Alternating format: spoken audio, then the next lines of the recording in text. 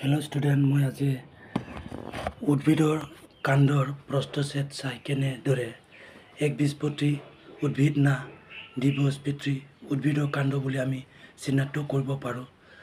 যোনটো প্ৰস্থছেদত আমাৰ কেইটামান শাৰীৰিক চৰিত্ৰ যেনে সংবহন গোটবোৰ গোটাই আদি কলা জৰি চেদিলি পেদিলি হৈ থাকে।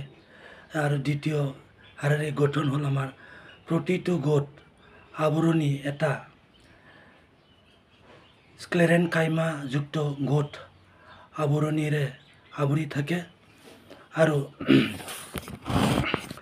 ফ্লোয়েম পেৰেনকাইমা অনুপস্থিত, অৰ্থাৎ ফ্লোয়েম পেৰেনকাইমাবোৰ দেখা নাযায়।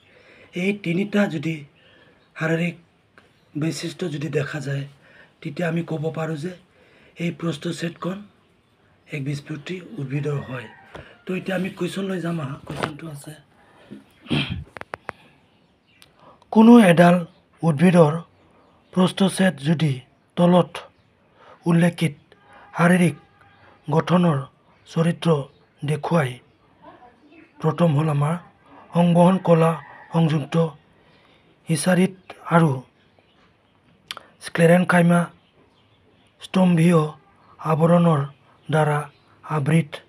বি নম্বৰ, ফ্লোয়েম জীৱিত নাই, ইয়াক কি হিচাপে চিনাক্ত কৰিবা?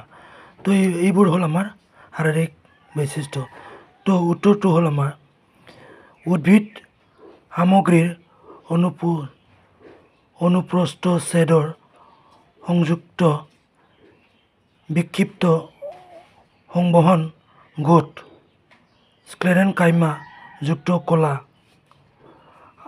আৱৰণ আৰু ফ্লোয়েম পেৰেনকাইমাৰ অনুপস্থিত দৰে শাৰীৰিক গঠনৰ চৰিত্ৰৰ পৰা ইয়াক একবীজপত্ৰী কাণ্ড হিচাপে চিনাক্ত কৰিব পাৰি।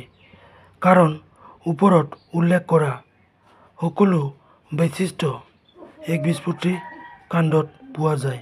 এতিয়া এনচাৰটো ধুনীয়াকৈ লিখিলোঁ।